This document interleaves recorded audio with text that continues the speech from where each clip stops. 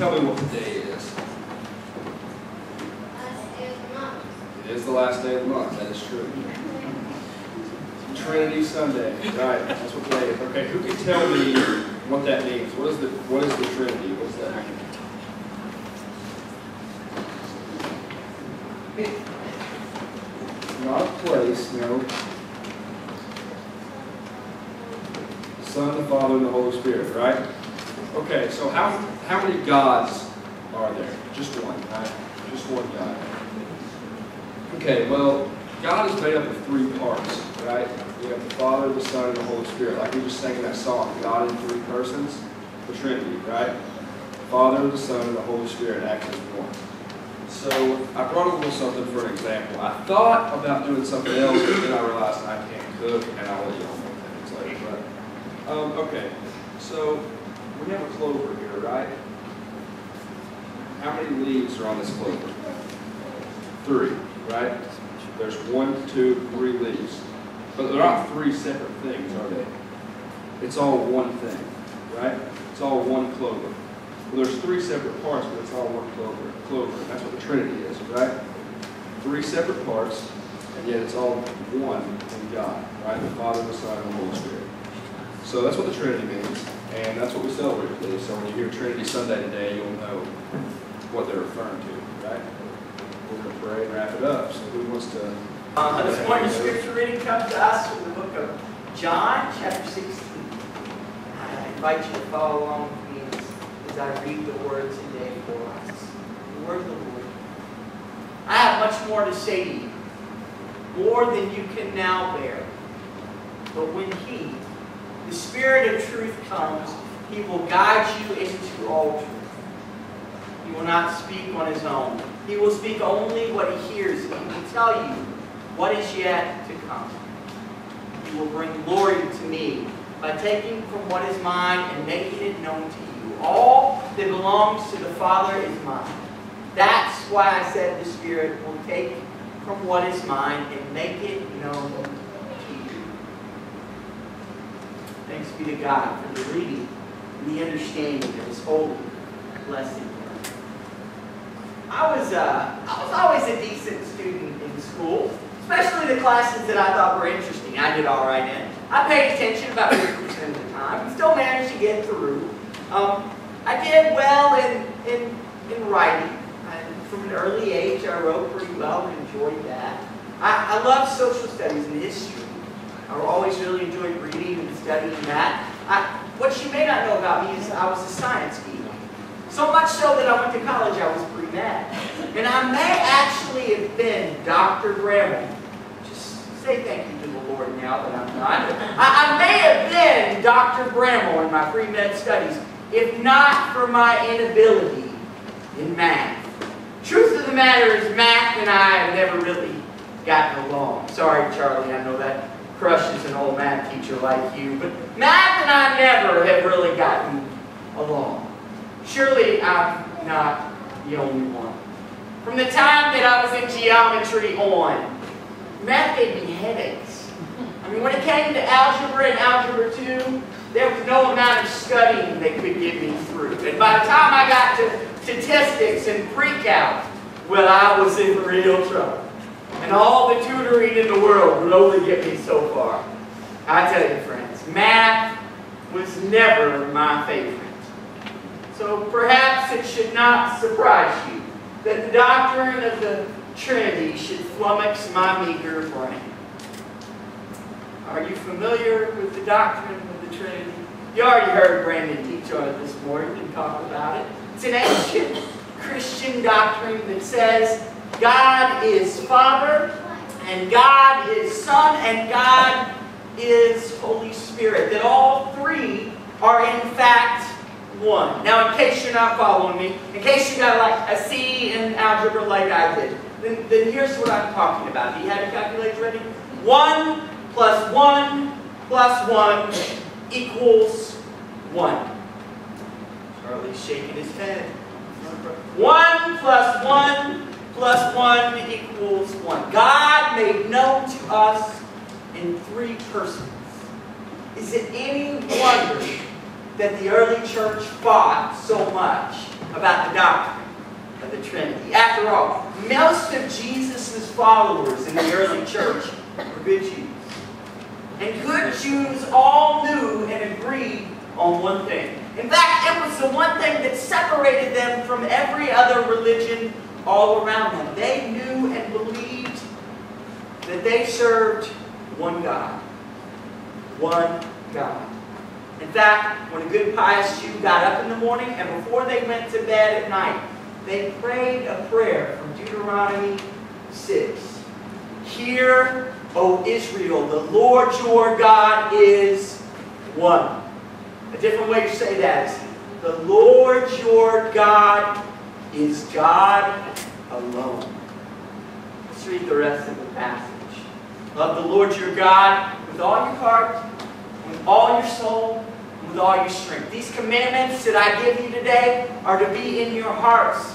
Impress them on your children. Talk about them when you sit at home and when you walk along the road, when you lie down and when you get up. Tie them as symbols on your hands and bind them on your forehead. Write them on the doorpost of your house and on your gates. This passage was known as the Shema in Israel. It was known as the Shema. It's a tenet that was absolutely central to the life of Jewish people. Hear, O Israel, the Lord your God is one.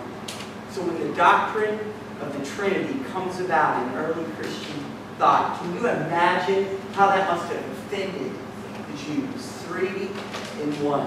One God in 3 persons. What? Hear, O Israel, the Lord your God is alone.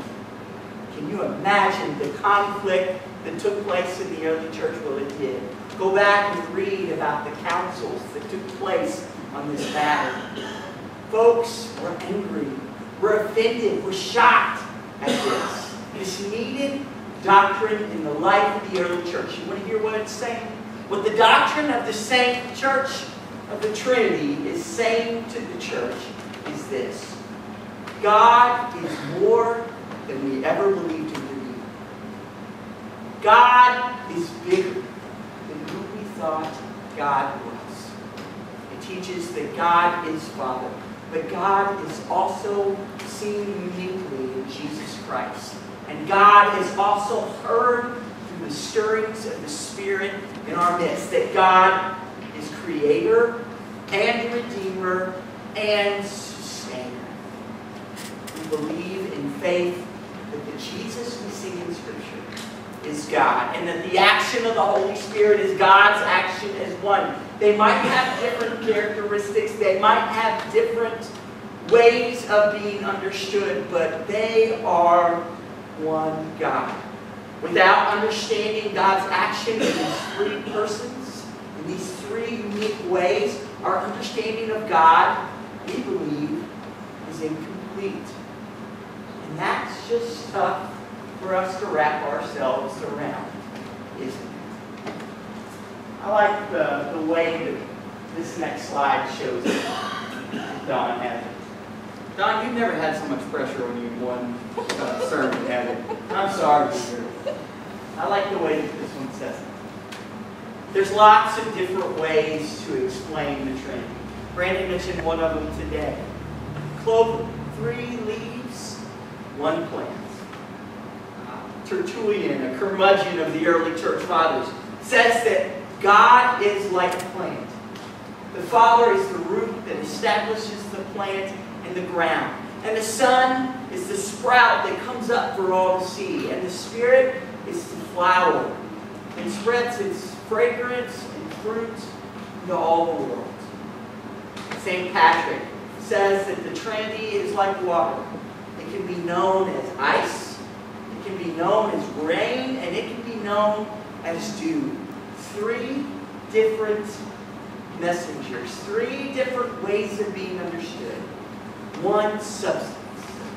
However we understand it, however we can wrap our head around it, and I hope we can. In the end, it requires a little faith to believe in the God of the Trinity. It requires that we be willing to accept, well, a mystery. Today's gospel passage is hard to read. It is the Gospel of John, after all. John spoke, well, as kind of a philosopher. Many of the philosophers on the towns in the early days would have been speaking on the street corner. Discourse back and forth. That's how we read John. Sometimes it's hard to follow. John does manage to show us the connection between the Father, Son, and Spirit. He's trying to tell them that he's about to leave them. But he's comforting them, saying, even though you don't understand it now, I'm leaving. But I'm not going to leave you alone. I'm not going to abandon you. The Father is sending the Spirit when I go. The Father is sending the Spirit. In the Greek, that word Spirit, Holy Spirit, is called Paraclete. Paraclete was a function that someone served in the ancient world, in the Greek culture in particular. Paraclete would be a character witness. So if you got drawn in front of the court and you were in trouble, you could call a paraclete, a friend, to come and say, you did good. This is a good guy. Paraclete.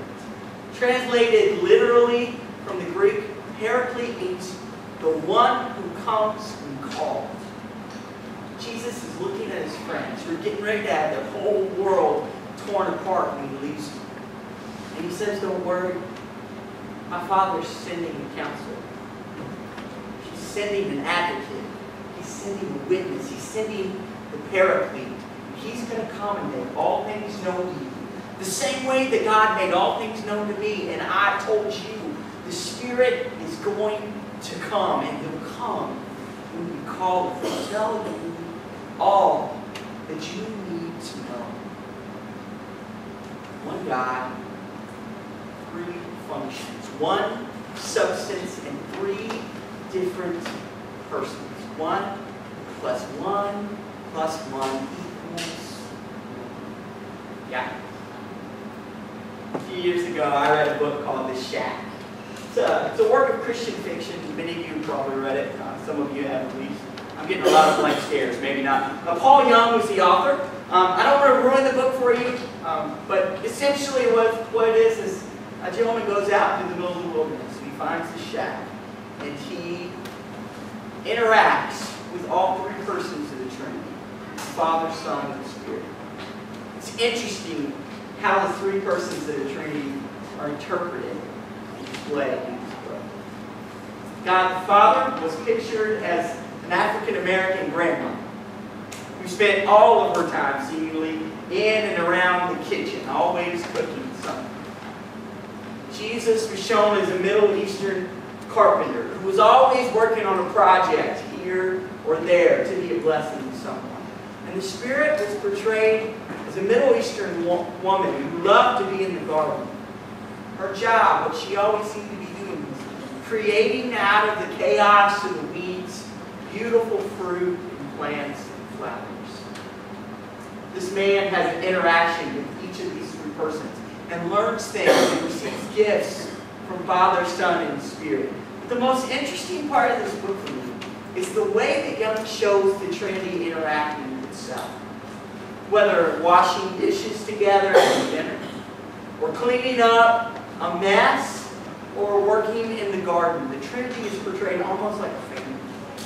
And the family works hand in hand for one common purpose, for the love of its beloved, you and me.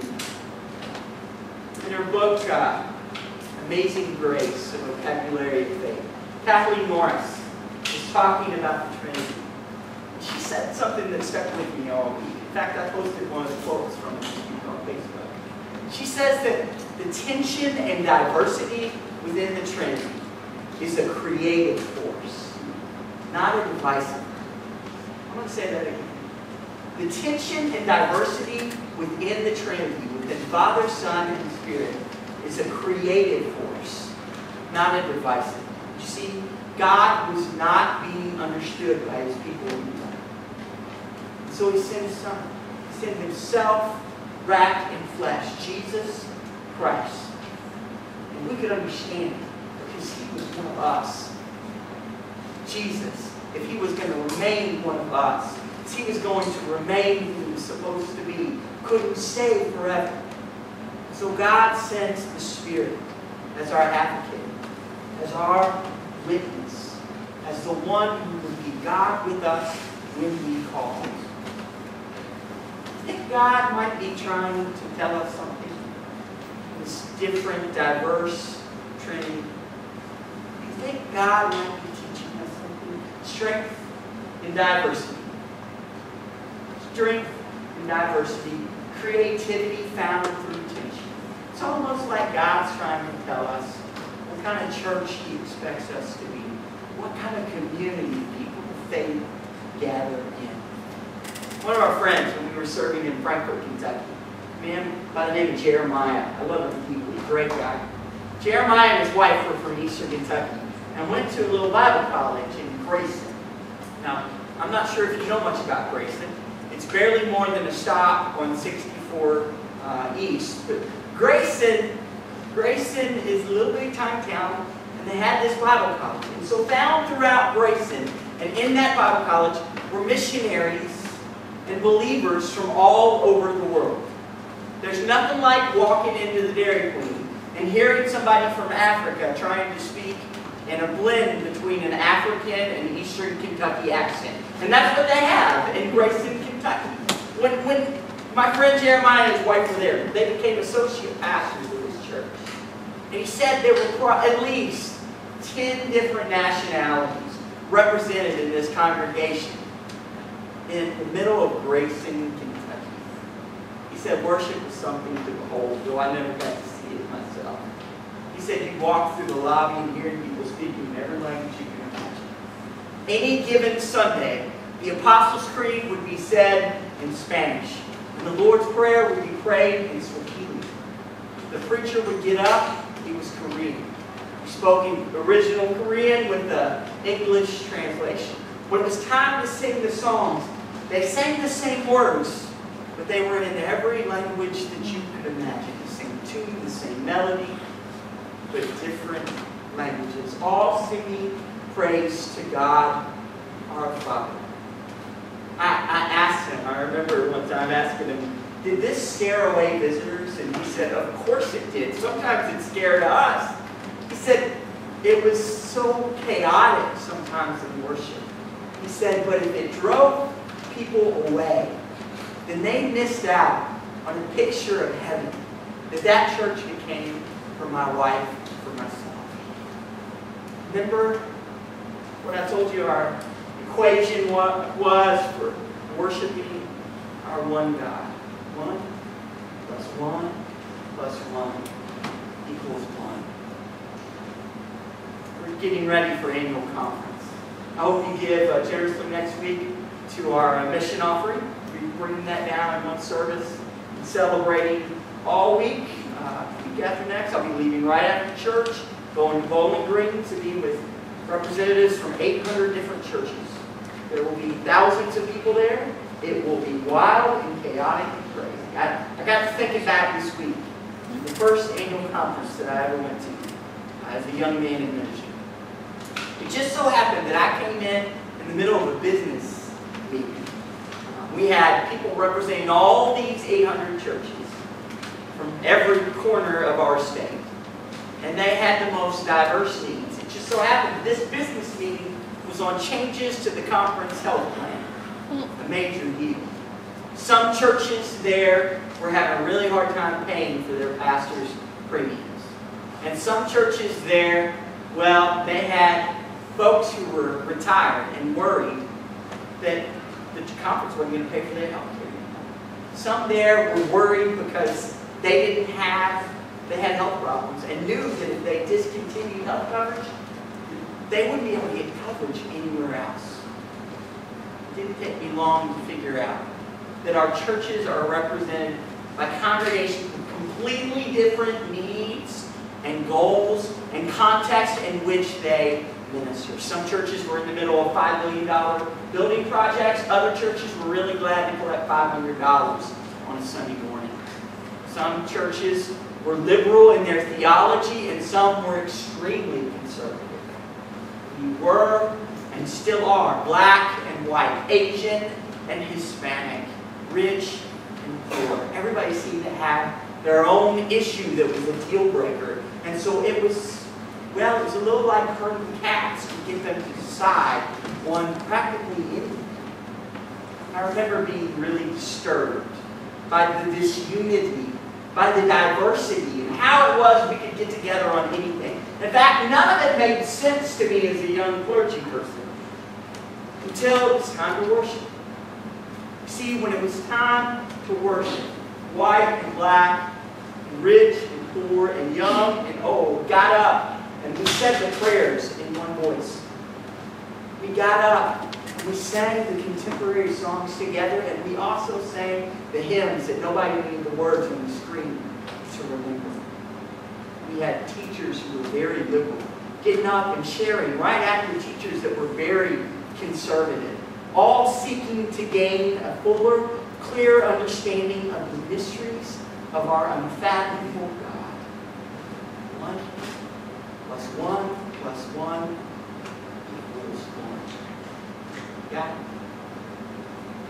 So when the Trinity seems too much for you and I to bear, when your heads are filled with questions and our hearts are filled with confusion, slow down, friends. We may never be able to wrap our brains around, well, this complicated idea. But I hope that your eyes have seen the hands of God, the Creator. And I hope that your lives have been changed by the work of Jesus Christ, the Redeemer. And that even now, that the Holy Spirit is working on you. Friends, I gotta tell you, when it's hard for me to understand, I'm grateful for the gift of the church. Make no mistake. As a congregation, we are a chaotically diverse group of individuals with different ideas and with different needs. When we gather in one place, and we gather for the only reason that really matters: to worship and serve the living God. And even if we can't always wrap our heads around the logistics of how all that happens, I hope it still rings true in the deepest part of your being. Where words can't fully contain or explain the truth we seek, I pray today that you open your heart to God, the three in one, who reaches for us all. In the name of the Father, Son, and Holy Spirit.